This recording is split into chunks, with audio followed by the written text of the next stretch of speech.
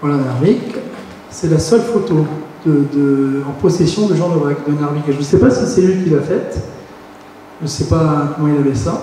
On y distingue bien le bras de mer entre les montagnes de Norvège, les fjords.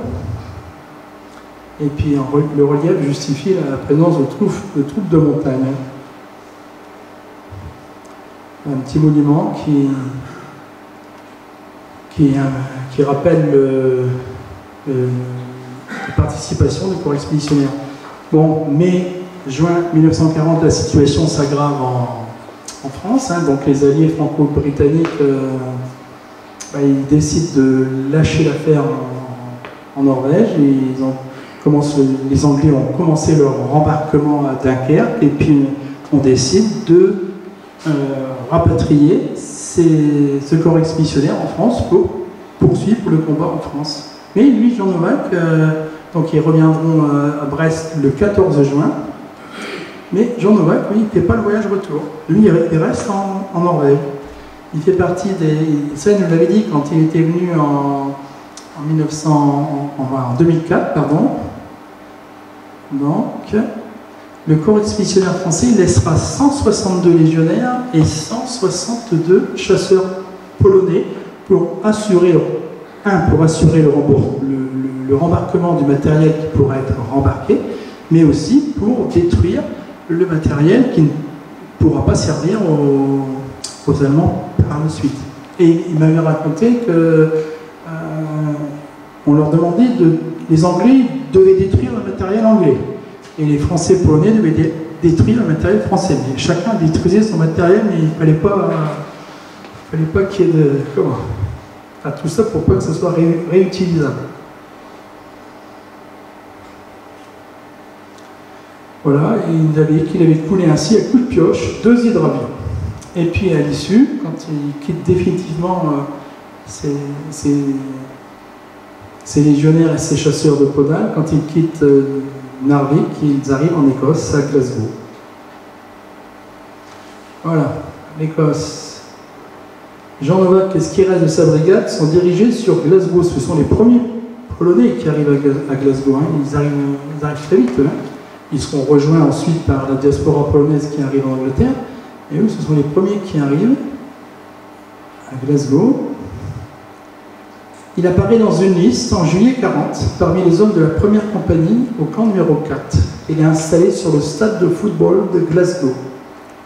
Et il nous avait raconté, quand il était venu, dans les années 70 et 80, il se rappelait les matchs. Je ne sais pas, quand il y avait le Grand Saint-Étienne qui jouait, on tombait souvent contre les Glasgow Rangers ou le Celtic Glasgow. Et il se rappelait du terrain et il disait à ses gamins que lui, il avait campé en 40 sur le terrain de football des Glasgow Rangers. Voilà ce fameux terrain. Il permet d'abriter la troupe et de faire évoluer le régiment. Et le sport permet non seulement de passer du temps, mais aussi de pratiquer l'exercice physique. Il participe fréquemment à des rencontres de football et son équipe est particulièrement performante, car dans ses rangs se trouvent des joueurs qui évoluaient au club de Lens. Alors avec Guy, Guy a fait des recherches pour, je lui avais dit ça, pour avoir des noms de Lensois alors on a des noms de footballeurs lensois qui ont évolué au RC Lens entre 39 et 45, mais on sait qu'ils ont évolué au RC Lens. Mais on ne sait pas s'ils sont allés en Écosse, ou s'ils sont allés après dans la deuxième DB, dans la première DB, pardon.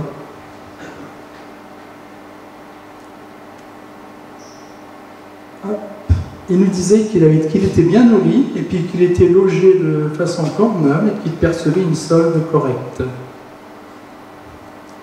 Voilà la fameuse liste dans laquelle il apparaît. Bon, Novak, c'est un nom qui est relativement courant chez les Polonais, et puis Yann, Jean, c'est pareil aussi, hein, mais bon, c'est sûr que c'est lui. Hein. Ça, je l'ai obtenu de Franck Viltin au conseil départemental de l'Aisne.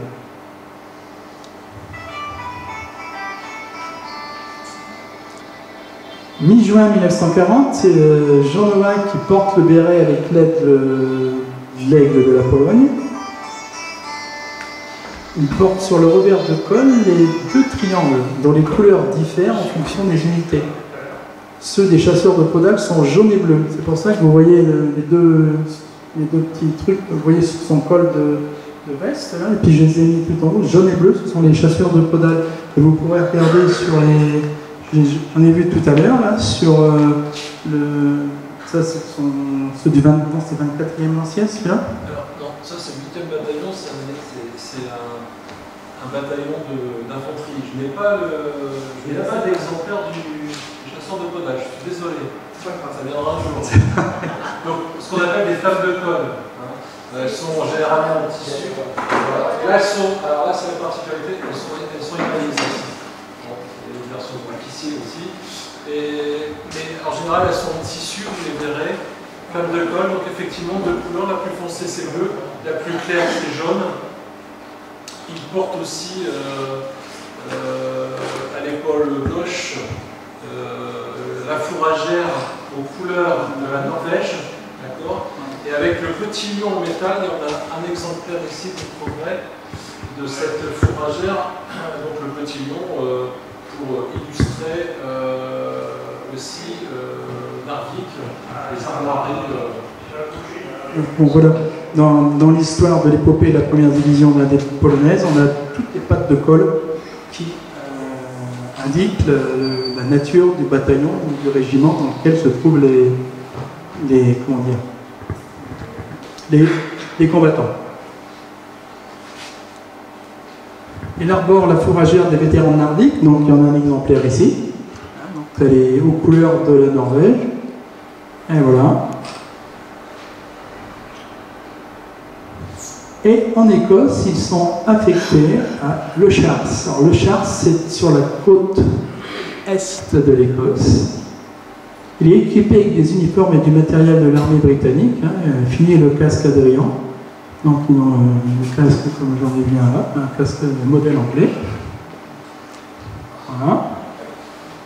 Et ils scrutent l'horizon derrière des blocs de béton qu'on appelle des dents de dragon, qui sont des dispositifs anti-chars. Et la totalité de la côte est ainsi pourvue ces dispositifs parce que les Anglais craignaient, une fois que la France avait été envahie, un débarquement sur les côtes anglaises. Donc ils étaient affectés à la surveillance des côtes anglaises. Voilà, ces lignes de blocs anti-chars ont fortuitement fourni un repère de référence pour mesurer l'évolution de la côte. Aujourd'hui, la plupart de ces dents de dragon ont disparu sous le sable qui s'est accumulé depuis 1941. Voilà.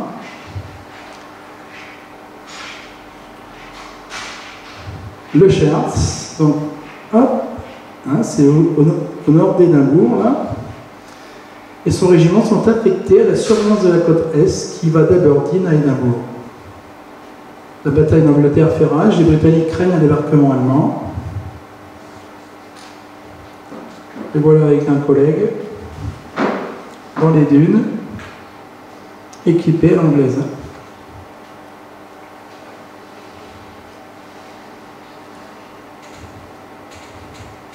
Ils sont chargés de construire des fortifications et de tendre des barbelés, de miner la côte, dans l'attente d'une éventuelle invasion allemande. Là, à Glams, le 8 mars 1941, ils sont passés en revue par le roi George et le général Sikorski.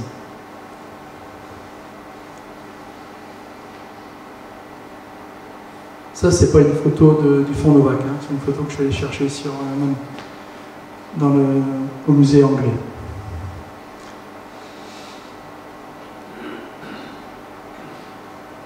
Glams, ça se trouve ici, voilà. Et pour y être allé en février dernier, en Écosse, où j'ai fait le même genre de conférence, j'avais dans l'assistance des descendants de... Parce que vous verrez après qu'ils n'ont pas pu retourner en Pologne, on ne voulait pas d'eux, vous avez été trop occidentalisés, quoi.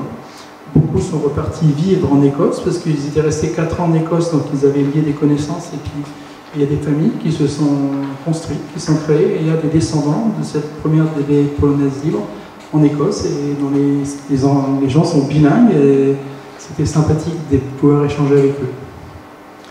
Voilà, voilà encore en Écosse. Ça, c'est la reine d'Angleterre de l'époque, hein, la femme du roi George VI, c'était marraine du régiment de Jean Novak. Et il me disait que chaque premier mardi de chaque mois, le régiment défilait devant la reine.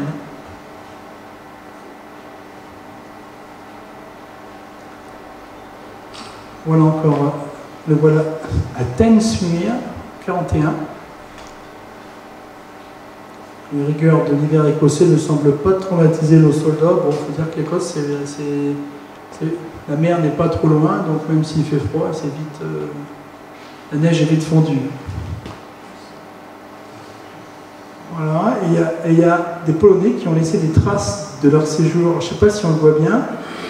Ici, sur un puits, on voit un blason qui représente l'aigle de la Pologne. Il fait face au lion de l'Écosse sur un chardon. Tout en bas, on voit un chardon, on voit le lion, voilà, et l'aigle qui doit être sur le côté. Il faut vraiment avoir un... Ouais. On voit les cuissons. C'est un blason, quoi, ouais. Voilà, et là c'est une tour d'observation qui est aujourd'hui transformée en maison d'habitation, toujours à Thamesmuir. Et à Thamesmuir, il y a un chemin de randonnée qui s'appelle le chemin des Polonais.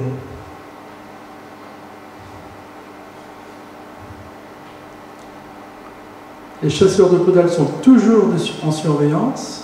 Voilà Jean Novak. La première DB est créée le 25 février 42. De 40 à 42.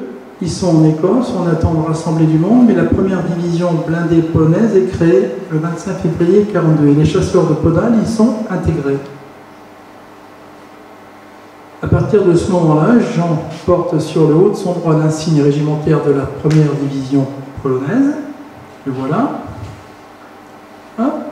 Il y en a quelques exemplaires ici. Sur le haut de l'épaule, il y a son bras est flanqué de l'insigne Poland, qui signifie Pologne en anglais. Voilà. Le voilà encore une photo de Jean. Ce sont 4 années de sans combat, hein, de 40 à 44.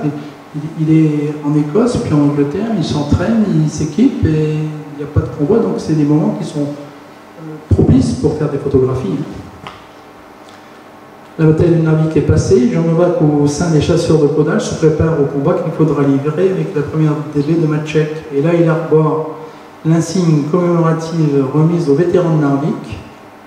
Alors, ce qui est dommage, c'est que la famille Novak n'est plus en possession de rien.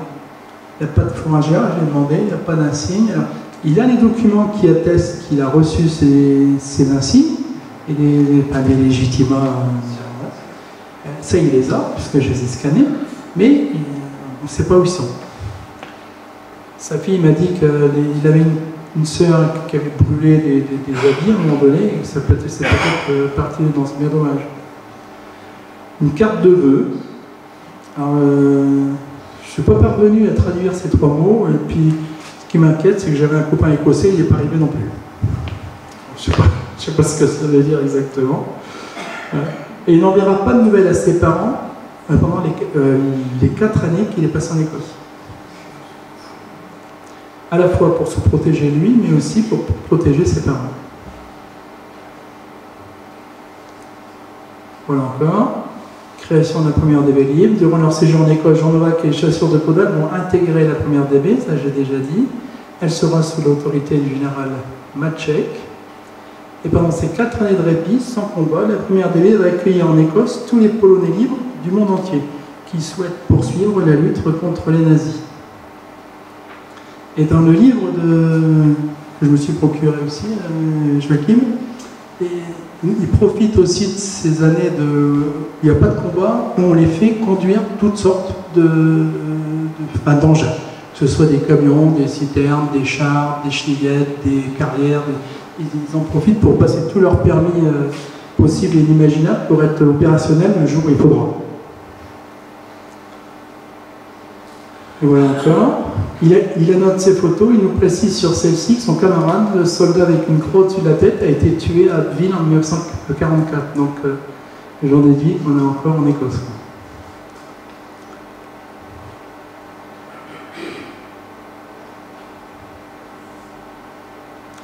Ouais, une partie de boule de neige, hein, ça n'empêche pas de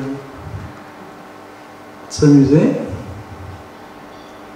44, ce sont les derniers moments de détente en Angleterre, pourquoi je l'ai pas, ouais, avant de débarquer sur les plages de Normandie. L'arrivée en Normandie, donc la première DB polonaise, elle est embarquée le 27 juillet 1944 et elle aborde des côtes françaises le 30 juillet 1944. Voilà. Et sous commandement canadien, elle emprunte le port artificiel d'Arromanches. Donc les divisions blindées arrivent sur le théâtre des opérations après que de nombreux terrains aient été conquis. Hein, le débarquement il date du 6 juin et eux arrivent le 27 juillet. Là, il y a une plaque à Courseulles qui rappelle un monument qui rappelle le débarquement. Donc, ce sont 16 000 soldats polonais et 400 chars, cette première DB, qui débarquent avec le général Stanislas Maciek. Voilà, donc voilà, je vous disais, c'est ce fameux pont qui existe à Manican, c'est le seul qui est dans le département de l'Aisne. Alors, pourquoi on n'en a qu'un dans le département de l'Aisne? C'est parce qu'en 1940, il y a tout un tas de ponts qui ont été dynamités par l'armée française pour éviter que les Allemands progressent, qui n'ont pas été reconstruits durant l'entre-deux-guerres, et au lendemain de la guerre, le Conseil général de l'Aisne à l'époque fait une demande écrite au Conseil général du Calvados pour avoir des éléments de jetée flottants, comme ça, ils font 23 mètres 45 ou 23 mètres 45 pour remplacer les ouvrages d'art. Et le premier qui arrive, il arrive à Manican. Il devait y en avoir un à Manican, il devait y en avoir un à Dercy, il devait y en avoir un à Jonchery-sur-Velle, et puis un quatrième, je ne sais plus où. Et le premier qui arrive, il arrive à Manican, et quand il arrive à Manican, quand ils ont compté le coût de l'achat, le coût du transport, le coût de la mise aux normes, et puis ça faisait aussi cher que d'en construire des neufs. Du coup, ils ont annulé les 3 autres. Mais c'est le seul qu'on a récupéré, qui a été installé. Et quand il avait fait son temps, à l'époque, il voulait le ferrailler, l'ancienne gouvernance du conseil départemental voulait envoyer ça à la ferraille. J'ai fait une lettre au président Fricoteau pour lui dire que ce serait pas mal. Puis on a fait une belle inauguration à Manican, et maintenant il trône à l'entrée de Manican. Il est démonté. Il a fait son service militaire à Arromanches, après il a été remis dans la vie civile à Manican-sur-Oise, puis là il est en retraite à côté.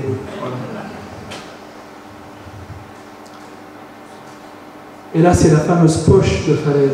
Alors là c'est quelque chose que j'ai découvert cet été. J'ai découvert ça avec l'histoire de Jean Novak, mais je n'étais jamais allé. Et comme je disais tout à l'heure, on se focalise sur les combats du 6 juin 1944 avec Arromanches, avec Omaha, Utah, Sword, Juno, Beach et Sword, ouais. Mais c'est que le 6 juin, ça. Et la bataille de Normandie, elle se termine le 22 août.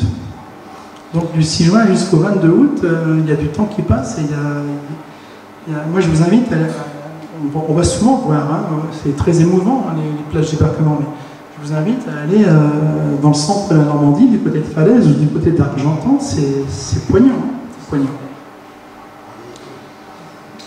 Donc cette carte, vous êtes peut-être déjà allé, hein, je vous dis, je vous invite à y aller. Il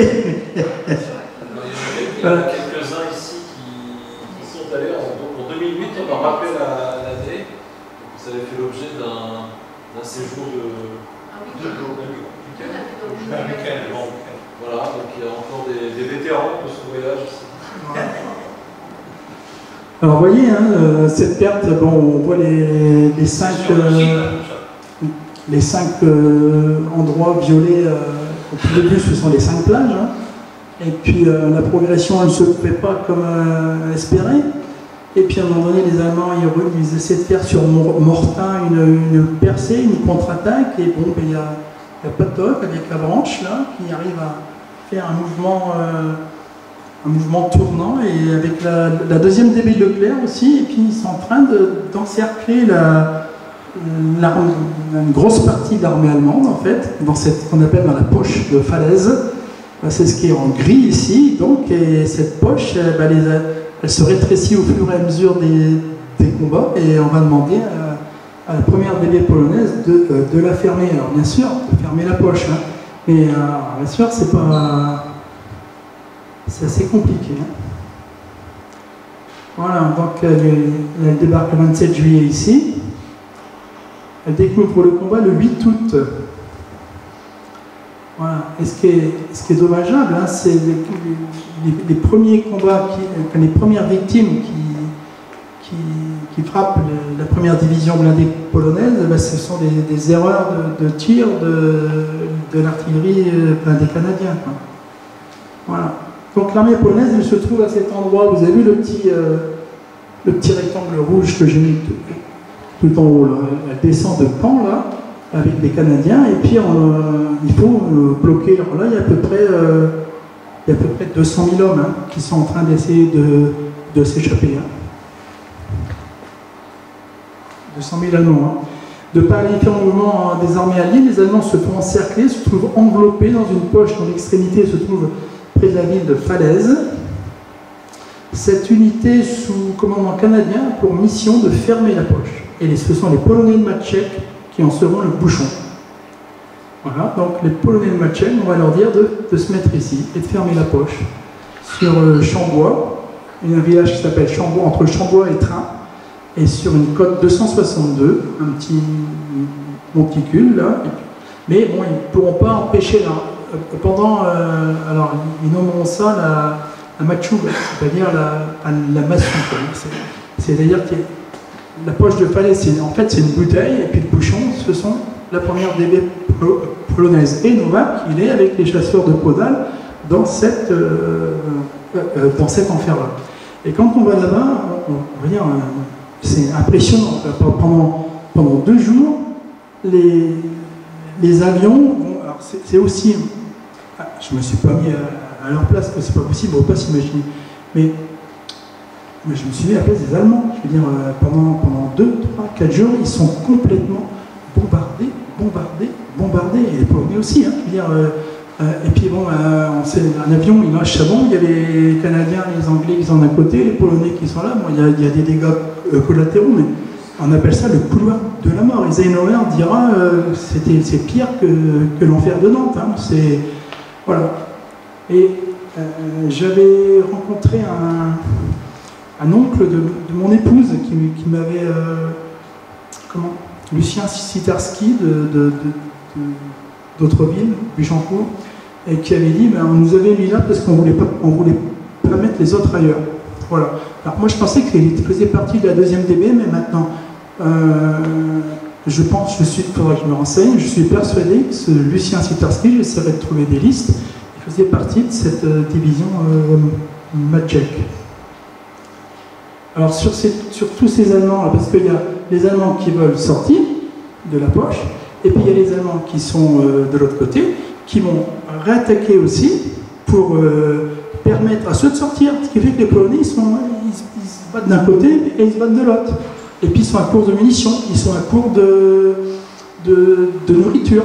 Et ils arrivent à un moment donné où on pense qu'ils vont craquer, qu'ils vont pas pouvoir s'en sortir, et ils arrivent une extrémiste à fermer cette poche.